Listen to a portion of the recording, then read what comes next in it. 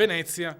Un cortocircuito e i contatori vengono interessati da un principio di incendio. Il fumo nero si impadronisce del vano scale e 3 persone vengono trasportate all'ospedale per una lieve intossicazione.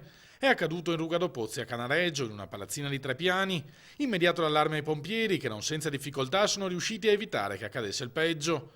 Successivamente c'è stato un sopralluogo dei tecnici Enel, non si esclude che possa essere stato un fulmine. Jesolo. In arrivo nuovi uomini in attesa dei rinforzi estivi. È il provvedimento disposto dal Questore di Venezia. Un rafforzamento dell'organico del Commissariato di Pubblica Sicurezza Locale con 6 agenti operativi già da questo fine settimana che consentiranno nell'arco delle 24 ore un più incisivo servizio di controllo del territorio. Venezia. Un esposto contro l'uso improprio della Chiesa della Misericordia.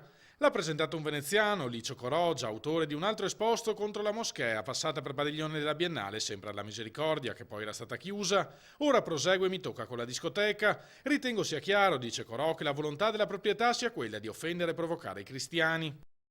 Caorle. Preoccupazione in mattinata in viale Pompei quando un inquilino di un condominio ha chiamato il 115 lamentando un persistente odore e un forte bruciore alla gola.